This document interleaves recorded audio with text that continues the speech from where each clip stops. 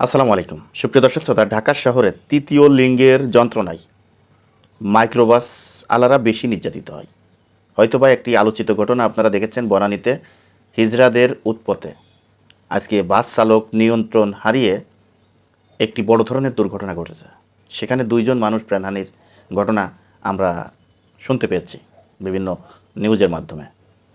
হিজড়ারা এত বড় যে খারাপ ব্যবহার তারা করে মানুষের সাথে, তারা যেভাবে মানুষকে জিম্মি করে তারা অর্থ আদায় করে, রীতিমতো এটা শুধু চাঁদাবাজি বলবো না, এটা ছিনতাইয়ের মতো একটি ঘটনা।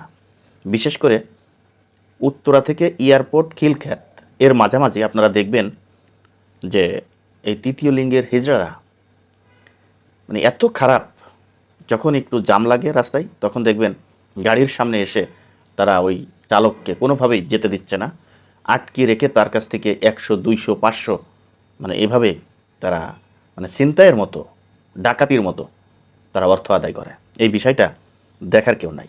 কেউ কিছু বলতে গেলে, কেউ কিছু করতে গেলে ওই হিজড়া তৃতীয় লিঙ্গ, এই জন্য মানুষ গুরুত্ব দেয় না, তাদেরকে কিছু বলেও না, মান সম্মানের ভয়ে। বলতে গেলে নিজের মান সম্মান কতটুকু থাকবে এই চিন্তা করে তাদেরকে কিছু বলে না। কিন্তু এই বিষয়টা অত্যন্ত দুঃখজনক যে ঢাকার শহরে মাইক্রোবাসে, বাসে, পরিবহনে, ট্রাকে, সব জায়গায় এই হিজড়া, এই তৃতীয় লিঙ্গের যে হিজড়াগুলো আছে, এরা এই জোরপূর্বক মানুষের কাছ থেকে এই টাকা আদায় করে। এই বিষয়টাকে নিয়ে সরকার ইতিমধ্যে যদি পদক্ষেপ না নেয় তাহলে দেখবেন যে সাধারণ মানুষ হিজড়া হয়ে যাচ্ছে। এই সাধারণ মানুষ যারা বেকার, যাদের কোনো সম্মানের চিন্তা নাই, তারা দেখবেন যে নিজেরা হিজড়া সেজে তারা এই ধরনের কর্মকাণ্ডে লিপ্ত হয়ে যাচ্ছেন। এটার বিরুদ্ধে এখনই ব্যবস্থা নেওয়া উচিত।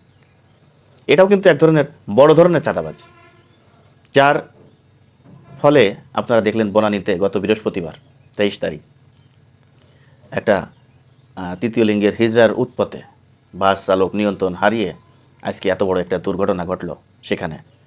তাই এটার বিরুদ্ধে অতি দ্রুত ব্যবস্থা নেওয়া জরুরি বলে আমি মনে করছি। দর্শক, আজ পর্যন্ত। ভিডিওটি যদি ভালো লেগে থাকে আপনাদের কাছে অনুরোধ থাকবে ভিডিওটি বেশি বেশি করে শেয়ার করবেন, লাইক করবেন এবং আপনাদের মতামত আপনারা কমেন্ট বক্সে জানিয়ে যাবেন। দর্শক, ভালো থাকবেন, সুস্থ থাকবেন।